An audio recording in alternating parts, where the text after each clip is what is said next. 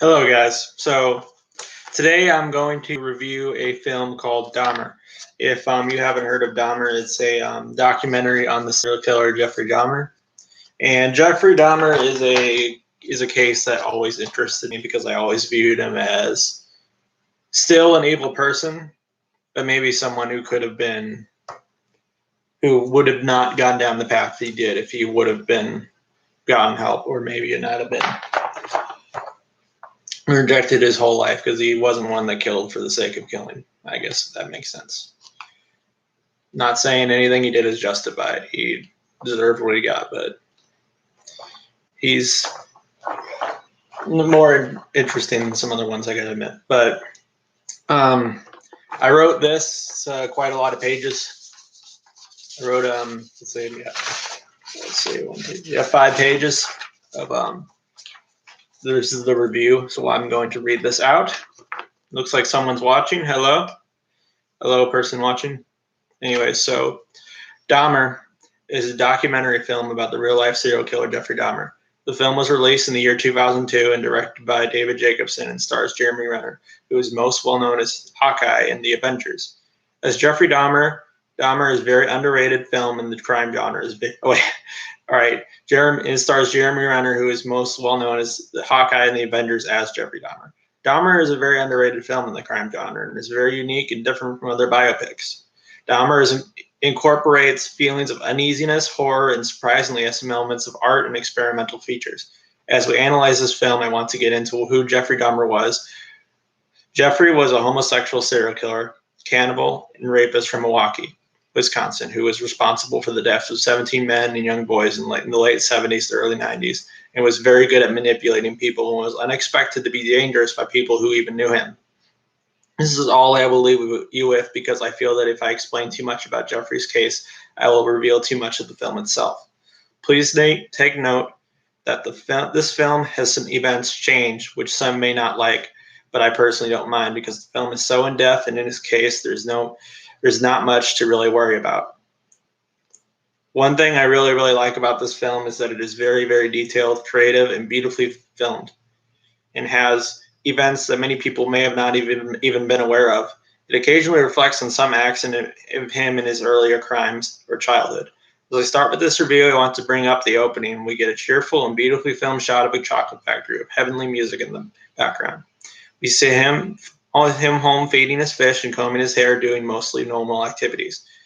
I feel this introduction of Dahmer is meant to fool our viewers into thinking that he's just a normal individual capable of not doing any wrong, which is actually how he portrayed himself in his personal life to others. This is quickly stolen from us as he lures a young Asian boy named Kamte, played by Dion Basco. In real life, he was Konarak Symphosomophone. I guess I pronounced it. I'm sorry if I got his name wrong. To his home in the promise of buying him shoes. If he agrees to take pictures of him, we see Dahmer. To his home and promise of buying him shoes, and he agrees to take pictures of him. We see Dahmer crush sleeping pills and mixing them with alcohol, which he gives to his guests. As Kamte falls asleep, Dahmer continues to take pictures in our true terror and unease begins to spill as Dahmer is becoming slowly more evocative by losing his shirt and even pulling sexual innuendos that I notice.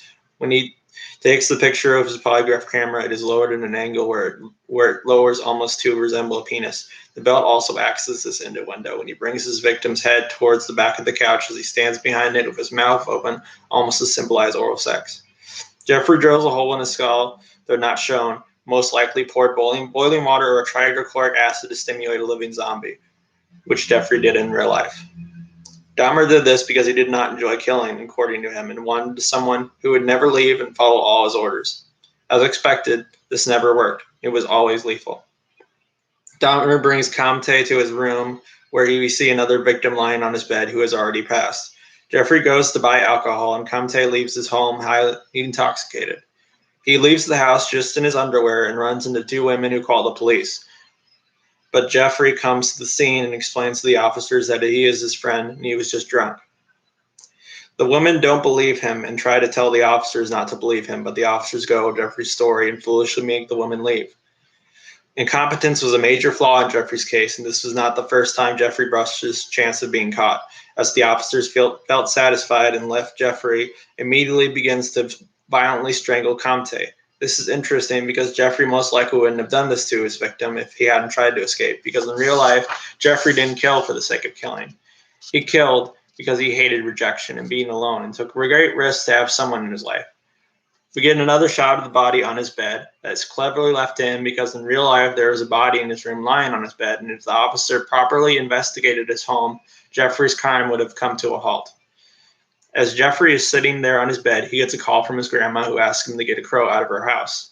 All this normal conversation goes on, and as we clearly see a dead man lying on his bed, which perfectly calculates how evil killers like Jeffrey can perfectly blend in and seem like normal people. He catches the crow and puts it in a box as it squawks and rambles around in the box. As we get our first flashback from Jeffrey. This flashback is the highlight of the film, in my opinion. This scene is beautifully acted, very well thought out, creative, and suspenseful and captivating. And I feel that this scene could actually act as a classic, as a short horror film that could almost probably be seen as a classic if it was one of its own. Jeffrey and his grandma and his dad are getting ready to go to church. But before they go, his dad, Lionel Dahmer, played by Bruce Davidson, talks to Jeffrey about a mannequin in the closet and asks him why he has it, in which he replies by saying, "I did it as a prank." His dad then notices a familiar chemistry box that was found by Jeffrey that used to belong to his father. His father wants to open it, and Jeffrey becomes noticeably anxious and angry and quickly results in an argument between Jeffrey and his father. Jeffrey eventually decides to open it, telling his father, "I have porn magazines in there, and I didn't want Grandma to see it. Go outside and I'll take them out and show you the box." His father agrees and goes out. He then opens the box and we see he is actually hiding a severed head, which he places in the drawer of his dresser. Jeffrey then opens his closet and takes out porn magazines to put under the bed. And this is going on. We see the mannequin with no head and a leg bent almost as if it symbolizes the former owner of that head. Jeff lets his dad and shows him the inside of the box, and they get ready to go. A man named Rodney, played by Artel Carl in real. All right, sorry. The flashback then ends, and we cut to Jeffrey going to a store that sells blades, and he meets a man named Rodney, played by Artel Carew. In real life was Tracy Edwards, filling in for his brother, who he immediately becomes infatuated with. And after he picks out a fishing knife that lights him up, and they begin talking about fishing. He then invites him to his home, in which he agrees. As Jeffrey and him are walking, Rodney goes into a gay bar, claiming that a man there owes him money. Another flashback pursues that this is probably my least favorite portion of the film, in this we see Jeffrey drugging and raping several men in a gay bar until he is eventually caught and thrown out. Shots are very explicit and disturbing, so I will say they did a good job at doing that. But I do feel it drags on a bit too long and isn't a really interesting setup because it's something everyone interested in the Dahmer case probably already knows. When he takes him home, he crushes up the sleeping pills like usual, but Rodney doesn't like the alcohol, and he gives him and decides not to drink it. We then get our third flashback. Jeffrey's left at his home and lives alone. His father moved away, his mother moved out, only taking his little brother, leaving Jeffrey alone.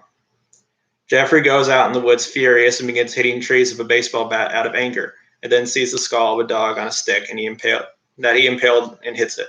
This is handled a bit differently in real life. In real life, he did hit trees with a bat, but he did it because his parents were arguing. We then cut back to Jeffrey at his home with his guests. Jeffrey and Rodney talk, and he generally seems to enjoy being in his company. His guest tells him a story and we get another flashback that leads directly after our last one. One thing I thought was a little strange is that we open to a party going on, and Jeffrey then peeks into a room where a man and women are having sex before he quickly leaves. We then cut back to Jeffrey's guest continuing his story. This time, he almost slept with his story Jeffrey's guest continuing his story of the time. He almost slept with his aunt. Jeffrey seems to be enjoying the story and is visibly smiling. As he finishes his flashback, we then cut back to the segment. As he finishes, we get another flashback where we cut back to the segment directly after. Except this time we delve into Jeffrey's first murder. As we see him in a car where he picks up who will become his first victim, Lance Bell, played by Matt Newton, who in real life was Stephen Hicks. He then takes him home where the two talk. We then cut back to Jeffrey, who was guest, and his guest Rodney, where they are dancing together, and a skeleton is seen lying in a chair. The skeleton does look kind of cheap, I have to admit, and you can see the top of the head that is clearly something used to keep it held on to something. So it's basically one you would keep in a biology class or something. As Jeffrey and him dance, Jeffrey puts a handcuff on his wrist. To Rodney's surprise, but instead of putting it on his wrist, on his other wrist, he tells Rodney to put it on his, which he falsely agrees to, but then jumps on the couch and jokingly teases Jeffrey. We then cut back to Jeffrey's flashback, continuing where we left off, where the two are seen laughing and generally seem to be having a good time. The two decide to wrestle after Lance brings up that he's a wrestler, and Lance easily wins, and Jeffrey appears to become irritated. We then cut back to Jeffrey and his guest, and Jeffrey is looking at photos he took of him and Rodney, but instead of them being grotesque photos like his other guest, he is looking at seemingly normal photos two friends would take together. Rodney says that he needs to get ready to leave and asks him to take the cuffs off, which Jeffrey refuses and tells him, "I will take them off if you stay." He then says, "I'll just leave them on," and Jeffrey becomes violent and pins him onto his couch which leaves Rodney in shock until he picks up a knife and points it at his head. Jeffrey lets go of him, and Rodney storms out as Jeffrey is seen looking distressed.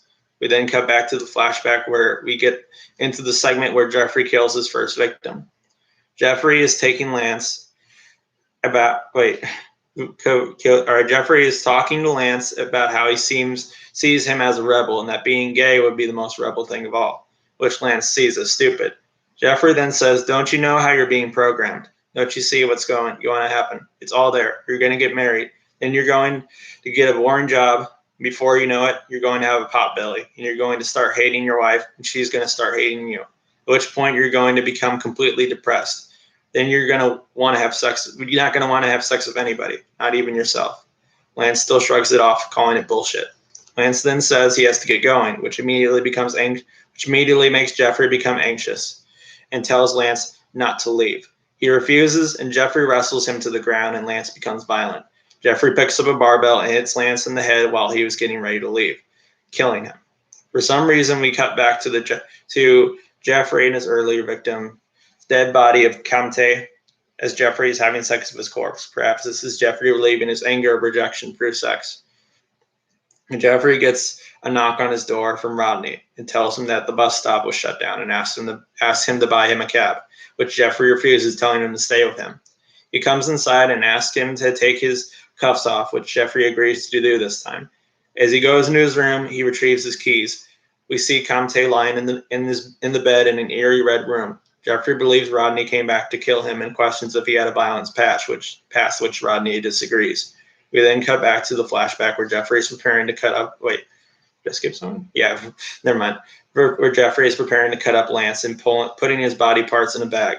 We then cut back to Jeffrey and Rodney, where Jeffrey says that he feels Lance is angry because he's gay and black and wants to seek out anger on others because of it. He then says, "So under the facade of our sweet and innocent Rodney is nothing but a thief and nasty, vengeful killer." Rodney, who at this point appears to be in tears, tells Jeffrey he came back because he feels he is in love with Jeffrey. We then cut back to Jeffrey's flashback where he's covered in blood and has successfully cut up Lance and proceeds to put his body parts in a bag as we see a floor and a pool of blood. We then cut to Jeffrey driving into the dumpster to drop off Lance's body, but he is flagged down by an officer. Jeffrey, however, convinces the officer that he was off to the dump to drop off weed clippings. The officers believe him and tells him to head home, which Jeffrey agrees. This is the first time Jeffrey brushed being caught. Jeffrey buries Lance, and we cut to Jeff at home watching TV as he breaks into tears. We cut back to Jeffrey and Rodney. Rodney is convinced that Jeffrey is in love with him too, which he refuses to, telling him that he is a messed up person. Rodney doesn't believe. Rodney goes to Jeffrey's bedroom, and Jeffrey gets up to follow him. Rodney believes that Jeffrey is getting up to have sex with him, but Jeffrey is actually worried Rodney will see the two bodies in his bed. Rodney inches in to kiss, but Jeffrey strangles him with a belt, but doesn't kill him. Rodney punches Jeffrey in the face and leaves. We then cut back to our flashback where Jeffrey's dad, Lionel, comes to visit a passed out Jeffrey lying on his couch and helps him up. We then cut to Jeffrey lying in his bed as an angry Rodney throws an object through his window and curses at him.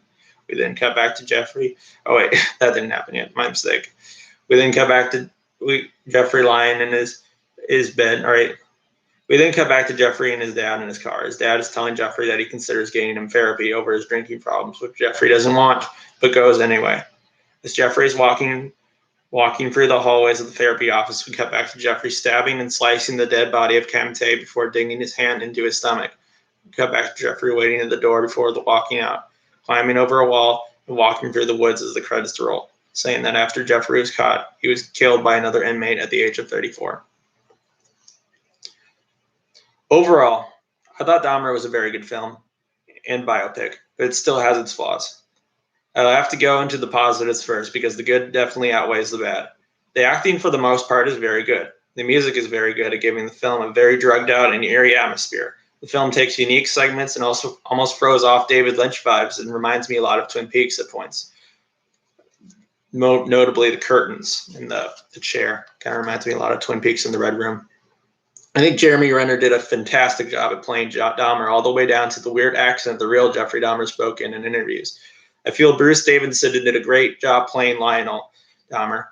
Artel Carew did a great playing of Rodney, and even Matt Newton did a great playing of Lance. Some actors in this could have been better. I didn't really feel Don Basco's acting as Camte was anything special, and neither were the officers, the two women trying to help Camte, or anything special either. But since they don't have a very major speaking roles, it is an extremely big loss. I do feel the lighting could have been better because it is a bit difficult to see things at times, and the bright red lights where Jeffrey's in a room can be a little dull. But the one thing I really love about this film is how it portrays Jeffrey.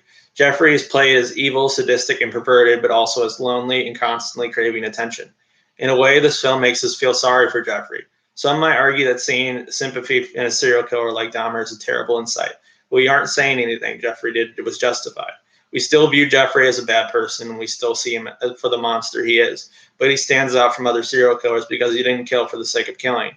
Jeffrey killed because he wanted companionship and wanted someone constantly around him. He didn't kill Rodney because he knew that he was someone who he didn't kill Rodney because he knew that he was someone who genuinely cared about him.